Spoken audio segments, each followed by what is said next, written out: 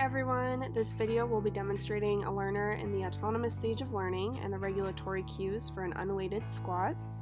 Then we'll look at a learner in the cognitive stage of learning, and I'll be giving feedback for that learner to correct their squat so they can reach their desired goal of the correct squatting format. So here we just have a quick side view of the squat, and then we're going to look at the front view of the squat. So as far as regulatory cues go, we're going to be looking at the performer in the autonomous stage of learning, and they're going to start with their feet hip width apart and lined up with their shoulders. They're going to engage their core and making sure to keep your shoulders back. They're raising their arms parallel out in front of them to help with balance. And then they're bending their knees and squatting down as if there were a chair behind them. So they're going to sit in the chair.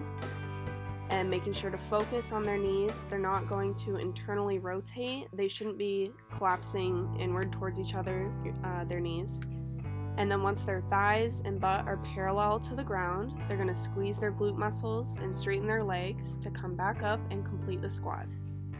And while they're doing this, they're making sure to keep their weight on their heels so they don't lean forward too much. So here we've added the cognitive learner on the right, and just keep in mind the regulatory cues we went over in the previous clip while we're watching this.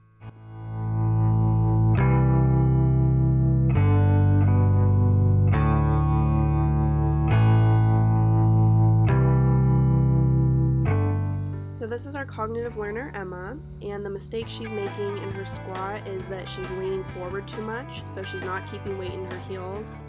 And this is causing her knees to go over her toes when she's squatting down, and her feet are not hip width apart. But she did do a good job making sure to sit in that chair when she's squatting down, and her butt and thighs are parallel to the ground.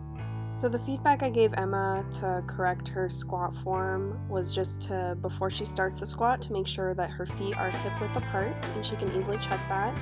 And then just to sit back in her heels when she's sitting down in the chair, and that will correct her knees going over her toes. Other than that, she did a good job. So in the split screen on the left, we're going to see Emma's improved squat after I gave her the feedback. She has her feet hip width apart, she's engaging her core with a straight back, externally rotating her knees with her arms out. She's sitting in the chair, and then engaging her glutes to come back up and straightening her legs. She did a great job improving her squat and got the desired results.